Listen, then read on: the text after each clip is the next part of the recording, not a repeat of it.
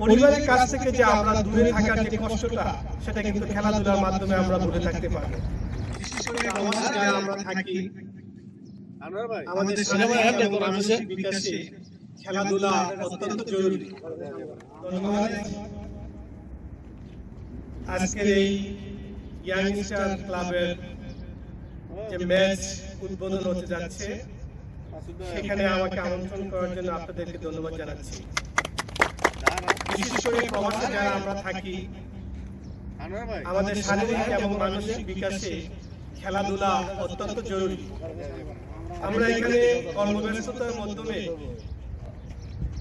বিভিন্ন অসামাজিক কার্যকলাপ থেকে বিরত থাকার জন্য আমাদেরকে খেলাধুলা অবশ্যই করা প্রয়োজনীয়।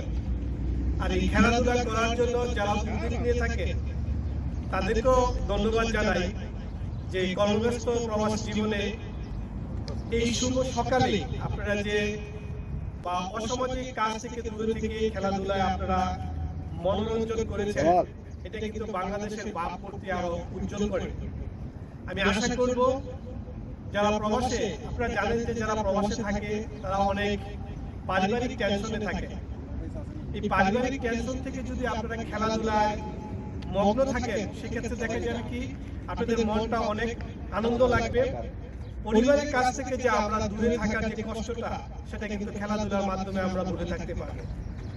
তো আপনারা সর্বদাই বাংলাদেশের মান উজ্জ্বল করে প্রবাসের মাটিতে সবাই একত্রিত হয়ে খেলাধুলায় অগ্রণী ভূমিকা রাখবেন।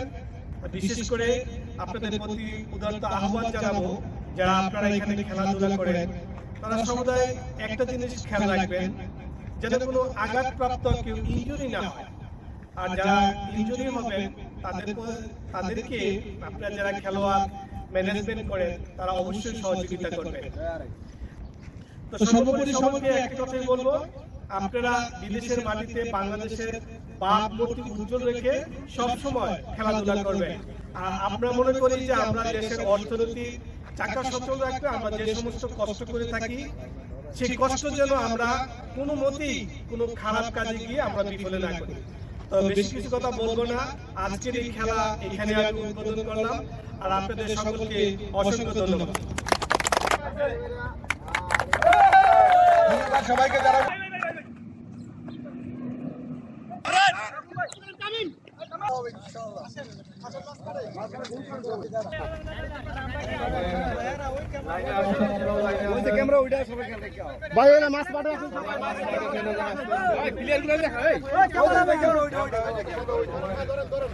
না সব 4-0